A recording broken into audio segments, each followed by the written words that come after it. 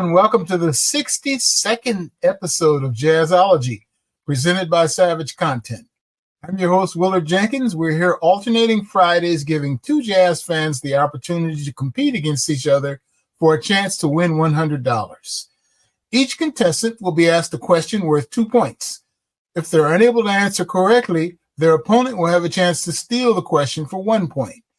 We'll ask 10 questions, and at the end of the 10 questions, the person with the lowest score will get a bonus question for the opportunity to tie the score, no matter how far they're behind in the score. If they're successful, the game will go to sudden death. The person in the lead at the end of regulation will go first, and each contestant will take turns trying to answer the sudden death multiple choice question until we have a winner. And now let's meet this week's contestants. Our reigning champion is Matt Merewitz, the founder and director of Fully Altered Media since 2007. Matt Merewitz has become known as one of the most in-demand publicists and consultants in the world of creative music. Matt resides an hour north of New York City with his wife, daughter, and his chocolate lab, Sonny. Our challenger for this 62nd episode of Jazzology, we welcome Ethan Iverson, a Brooklyn-based pianist, composer, and writer. In 2002, Iverson helped found the Bad Plus, a wildly successful trio. Since leaving the Bad Plus, Ethan Iverson has released critically acclaimed jazz albums on ECM and Blue Note, often accompanied by bona fide jazz stars such as trumpeter Tom Harrell or drummer Jack DeJohnette. Ethan Iverson also has a long-standing relationship with the great modern dance choreographer Mark Morris and still holds down the piano chair in drum legend Billy Hart's long-running quartet. On top of his activities as a pianist and composer, Ethan Iverson has an active career as a writer, publishing significant criticism in The Nation, Jazz Times, The New York Times, and the culture desks of The New Yorker, in addition to posting frequently on his Substack, Transitional Technology. Welcome, Ethan. I'm happy to be here and great to see you, Willard. And now let's get to today's Jazzology, and as our reigning champion, Matt Merewitz goes first. You ready, Matt? Sure. All right, Matt. Who was the owner and founder of the legendary jazz record label Prestige Records? Was that A, Bob Weinstock, B, Teddy Rigg, C, Norman Granz, D, Orrin Keepnews, or E, George Avakian?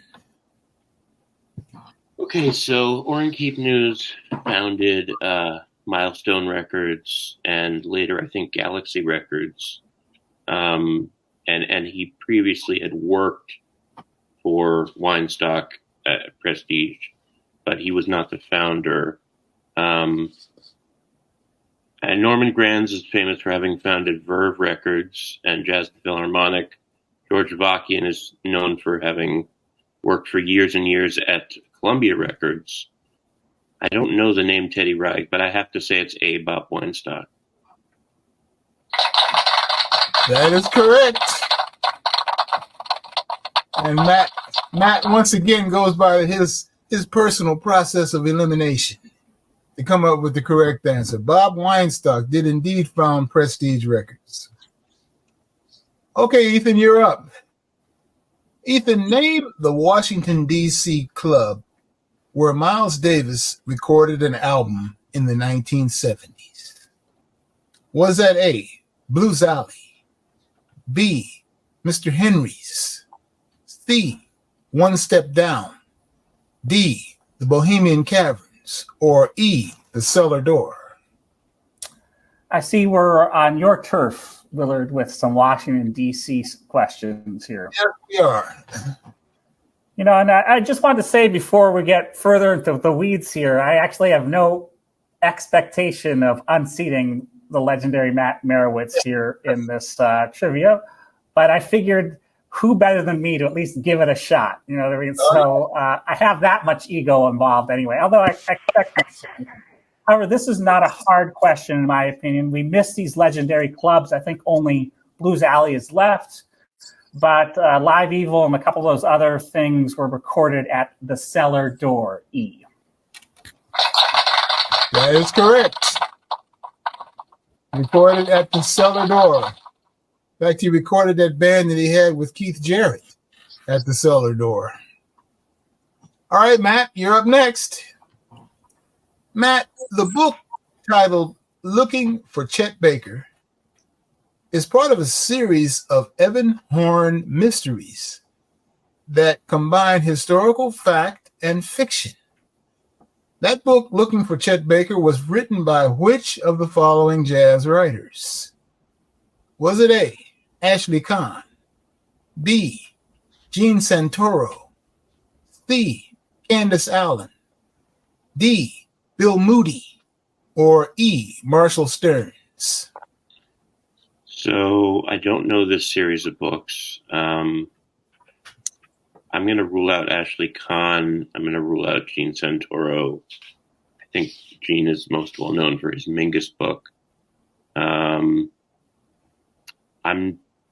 thinking it was not Marshall Stearns, but I don't know, and I personally don't know Candace Allen. Person I most associate with Chet Baker is Bill Moody. So just by process of elimination, I'm going to say D, Bill Moody. That is correct.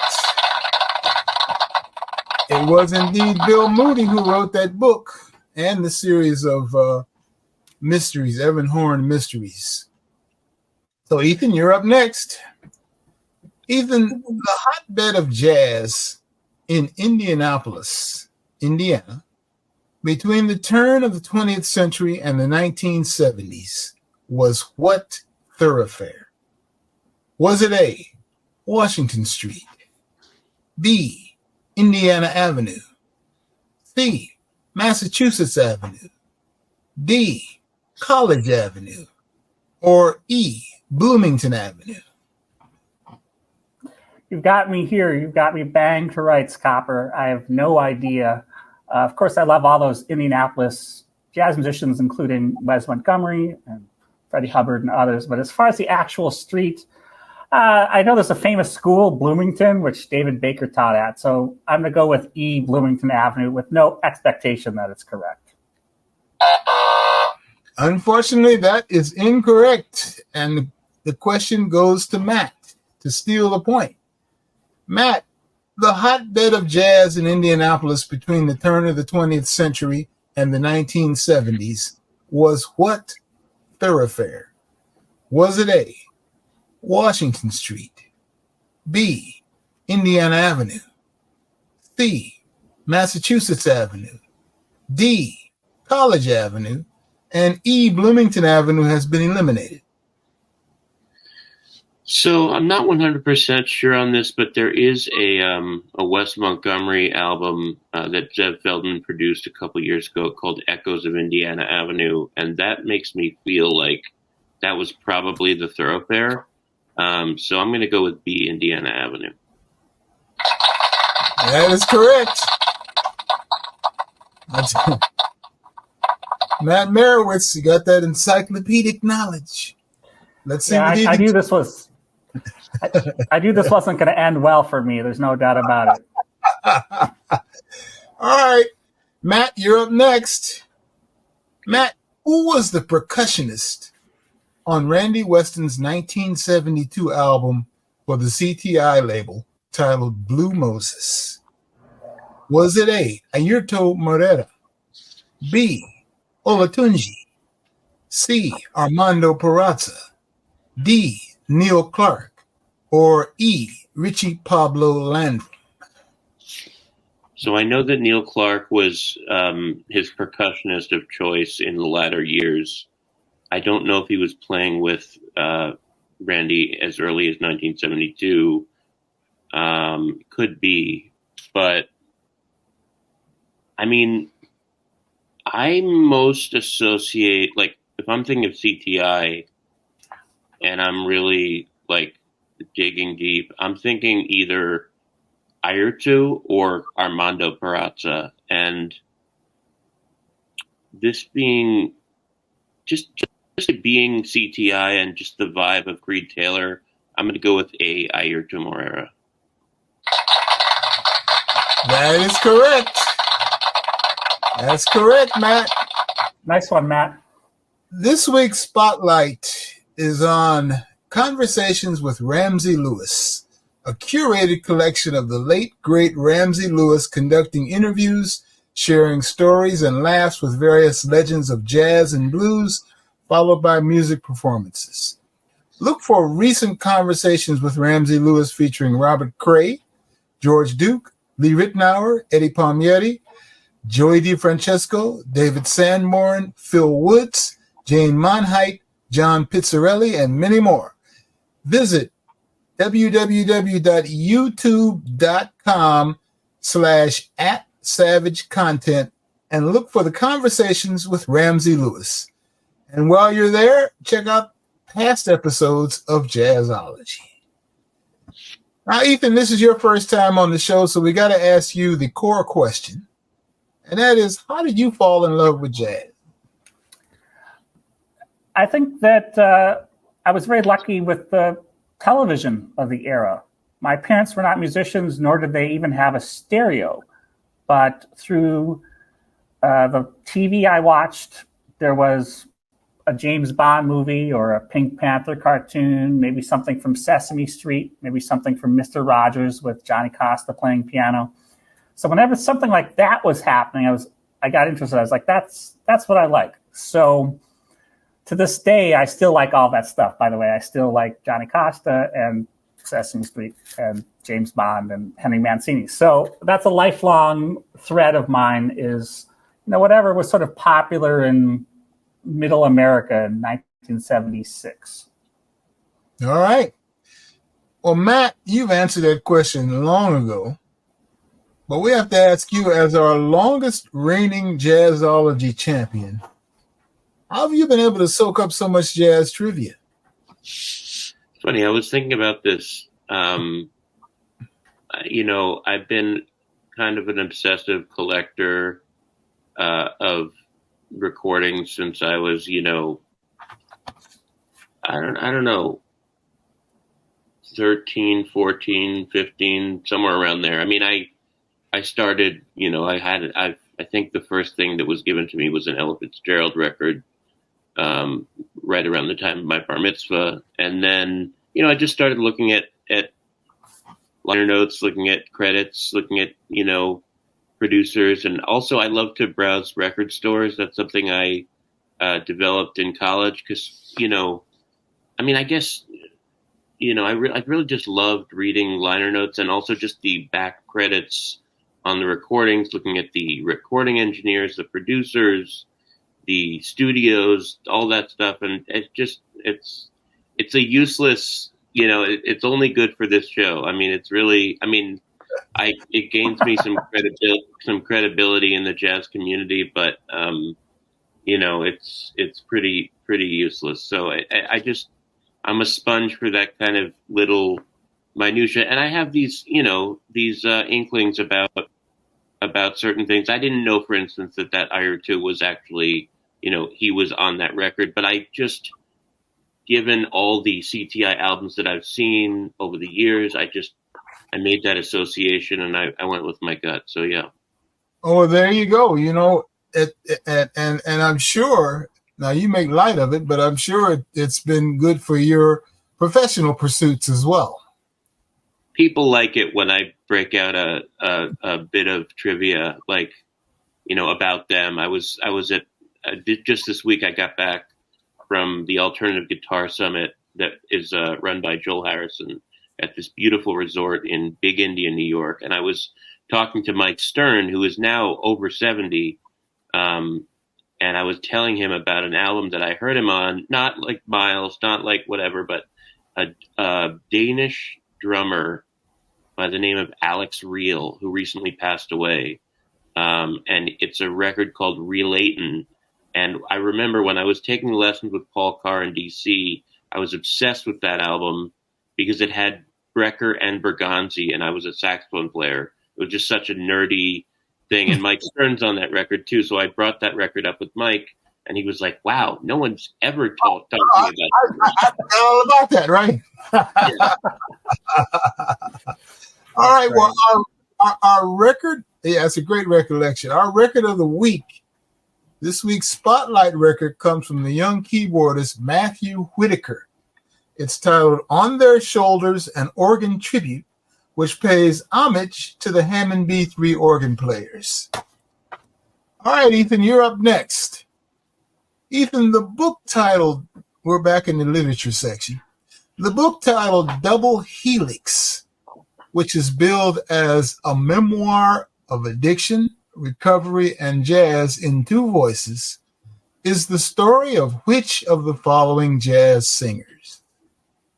Would that be A, Eddie Jefferson, B, Babs Gonzalez, C, Ed Reed, D, Hazel Scott, or E, Lorez Alexandria?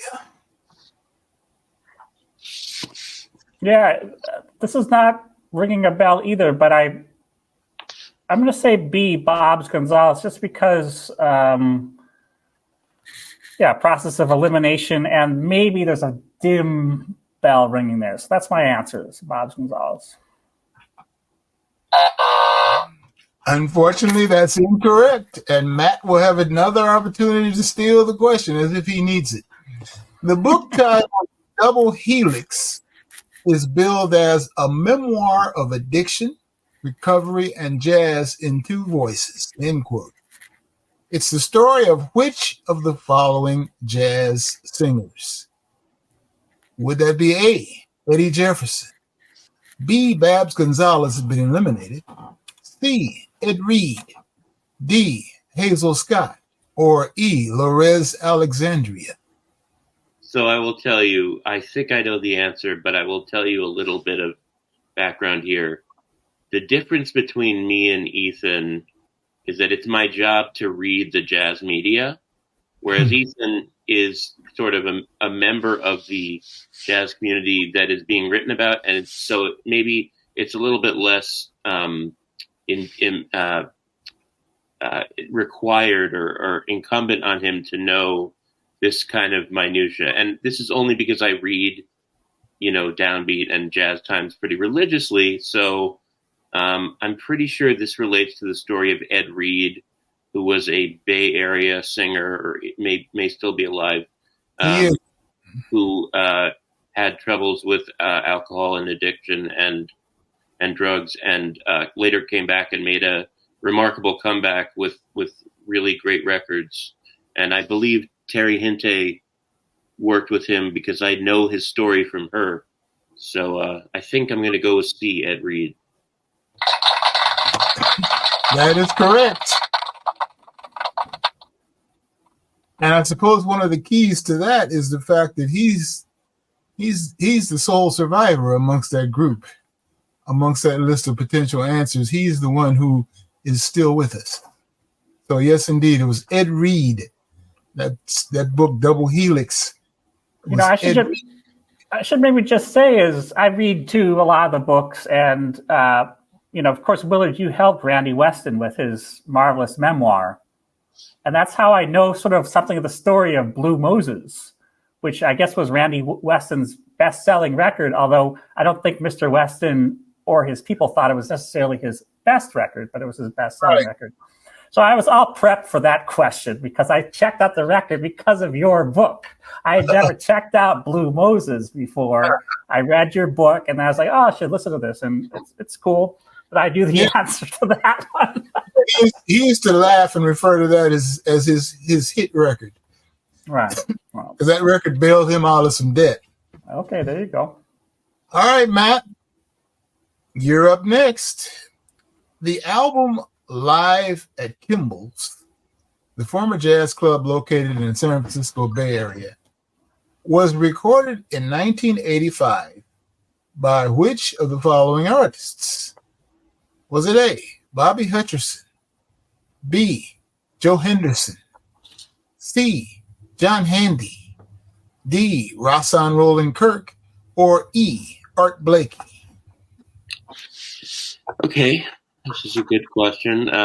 When you posed the question initially, my mind raced to, when I saw it on the screen, my mind raced to Frank Morgan for some reason. I don't know why, and I did mention that Orrin Keep News they think he founded the Galaxy label, or maybe some other later fantasy label that was kind of dedicated to documenting the stars of the 80s, or like maybe I don't know what the mission was, but I don't know.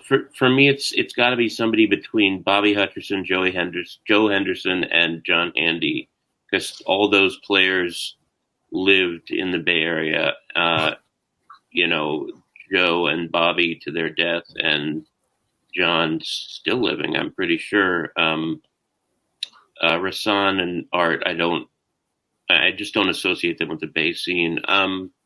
Live at Kimball's, I feel like I would know the record, like, just off the top of my hat if it was Joe Hen, because I know his discography so well, I think. But so it's got to be Hutch or Handy. And I'm going to say, just because you're a trickster, Willard, and you like to stump, I'm going to say C, John Handy. That is incorrect. And Ethan will have an opportunity to tie the score, or to seize that point, shall we say. I got a ways to go before I tie it, but hit me. Go for tie, right. Okay, Ethan, the album Live at Kimball's, the former jazz club located in the San Francisco Bay Area, was recorded in 1985 by which of the following artists? Was it A, Bobby Hutcherson, B, Joe Henderson, C, John Handy has been eliminated, D, Rahsaan Roland Kirk, or E, Art Blakey?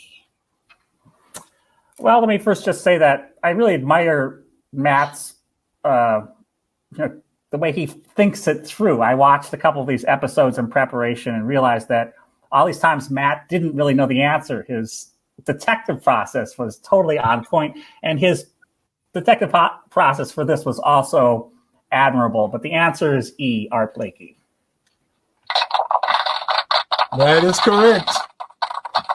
Art Blakey and the Jazz Messengers did indeed record at Kimball's. So, Ethan, you're up next. Ethan, which of the following South African jazz pianists played and toured with the NEA Jazz Master saxophonist and educator Jackie McLean? Was it A, Hotep Idris Galetta, B, Dollar Brand, C, Beke Mzleku, D, Chris McGregor, or E, Moses Molekwa? I was originally confident, and now I have some self-doubt, but I believe that really excellent records, by the way. There's a couple of also some videos of that period. His son, Rene McLean, was in the band at that time. I believe it's C, Beke, although I'm not so certain. But anyway, that's my answer, C. That is incorrect. Matt with a chance to steal the point. Matt, which of the following South African jazz pianists played and toured with the NEA Jazz Master saxophonist and educator Jackie McLean? Was it A, Hotep Idris Galetta, B, Dollar Brand, C, Beke Mzleku has been eliminated, D, Chris McGregor, or E, Moses Molekwa?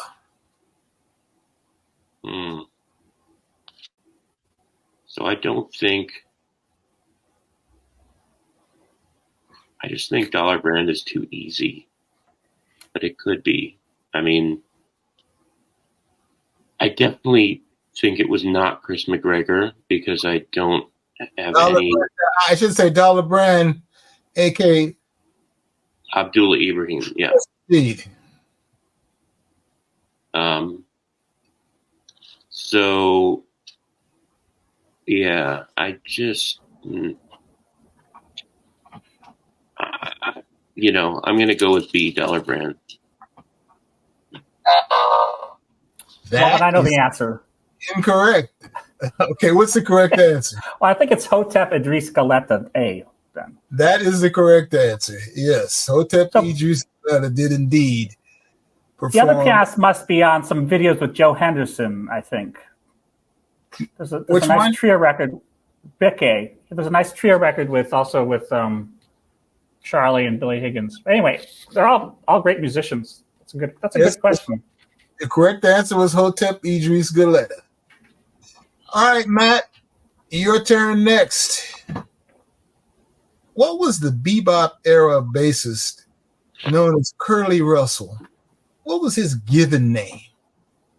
Was it A, William Russell, B, Nelson Russell, C, Dylan Russell, D, Teddy Russell, or E, Eugene Russell? Oh my God.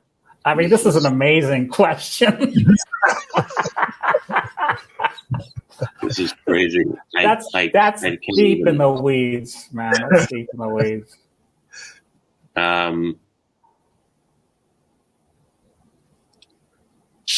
Okay. Curly Russell. Curly. I'm trying to think of Curly. What could Curly be? But I mean, that just could be for his hair. It could be some silly joke. Just got to pick one, Matt. Yeah. I'm going to go with B, Nelson Russell. That is incorrect. And Ethan will have an opportunity to steal the point. I got this. What was the bebop era bassist Curly Russell's given name? Was it A, William Russell, B, Nelson Russell has been eliminated, C, Dylan Russell, D, Teddy Russell, or E, Eugene Russell? Well, however you did this, Willard, it's pretty good. Also, of course, Nelson Boyd, nice bebop bassist. Teddy Kotick, great bebop bassist. Eugene Wright, the Brubeck bassist. Dylan and William, well, which one's? Yeah, I sort of feel it's William. I think I felt like a long time ago, I once saw William Curly Russell. That's my answer, A. The correct answer is that Curly Russell's given name was C, Dylan Russell. You learn something every day. I don't think even Mark Stryker knows that. I would be shocked. It's good to know. Dylan Russell. All right. Yes. All right, Ethan, you're up next.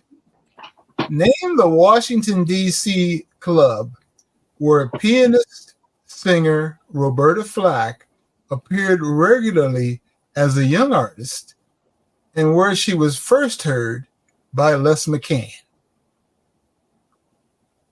who was the musician credited with introducing her to Atlantic Records. Was it A, One Step Down, B, Mr. Henry's, C, Take Home a Station, D, Blues Alley, or E, the Crystal Caverns?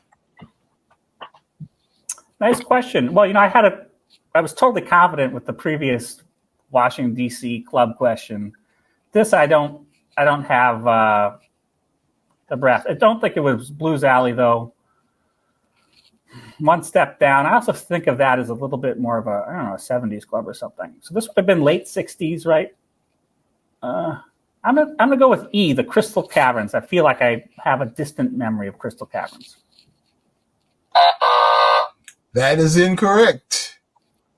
And it was the Crystal Caverns that became the Bohemian Caverns. Ah, okay. Yes. Well, Matt, a chance to steal the point. Name the Washington, D.C. club where pianist, singer Roberta Flack appeared regularly as a young artist and where she was first heard by Les McCann, who introduced her to Atlantic Records. Was that A, One Step Down, B, Mr. Henry's, C, Take Home a Station, D, Blues Alley, and E, The Crystal Caverns has been eliminated? So I think this question really boils down to what club could have been around at that time. And if I'm not mistaken, One Step Down was around mostly in the 80s and 90s. Tacoma Station was probably founded in the 80s or late 70s. Blues Alley, I mean, might have been around, but no, it's not that. And Crystal's been eliminated. So I think the only club that makes sense, given that Crystal Caverns is eliminated, could be Mr. Henry's, because that is a club that was like basically a 1960s DC club, or at least 1970s. So I'm going to go with B, Mr. Henry's. That is, and Mr. Henry's is still in business and still presenting music. In fact, we've got a Billy Strayhorn tribute program playing there next week as part of the DC Jazz Fest. Oh, fantastic! Wow. Yes. All right. Well, it's time for Ethan to catch up for a bonus round. Okay. And if Ethan can answer this question correctly, he will catch up completely and take us to sudden death. We'll go back to the jazz literature side.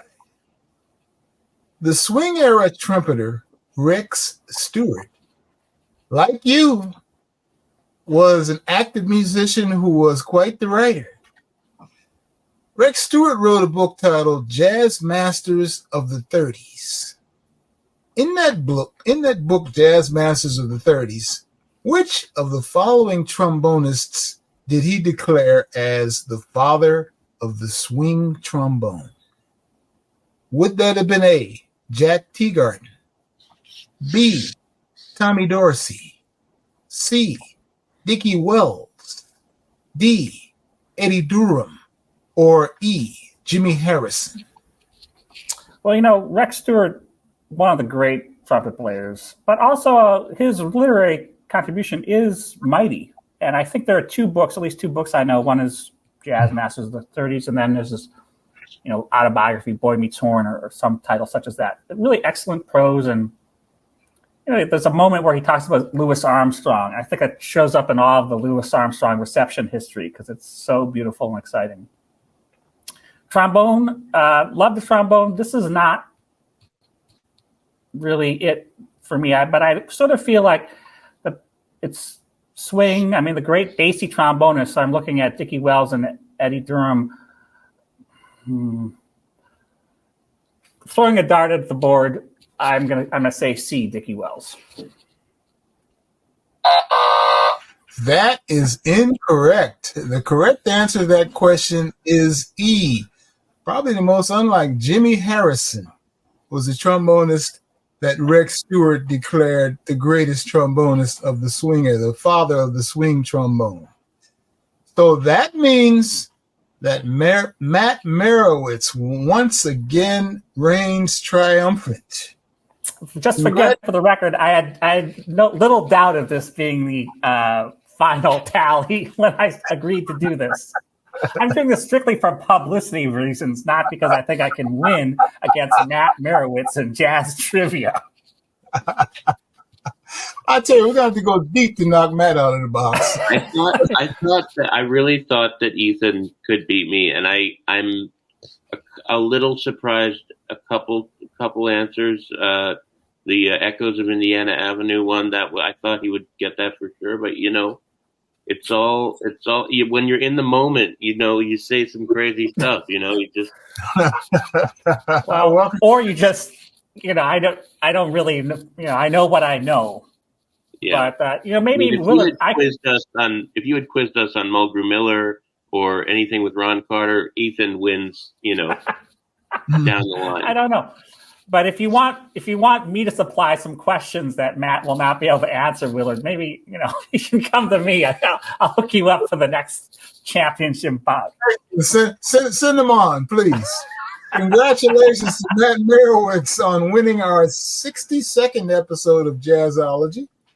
We encourage everyone to try your hand and play Jazzology. And if anyone watching would like to become a contestant on Jazzology, click the link and simply fill out the form. You must be 18 years old or older. And be sure to follow us on social media, Jazzology Trivia Show, to get all the latest news and updates. Thanks so much to Matt Merewitz and to Ethan Iverson for being such a good sport. Okay, great. All right, and cats. To everyone who joined us for our 62nd episode of Jazzology today, which you can read all about online in Transitional Technology. Remember, you can check out Jazzology every other Friday at 2:30 p.m. Eastern Standard Time. And if you miss the show live, you can find the archive on the Savage Content YouTube channel. Thanks all. Great. Thanks.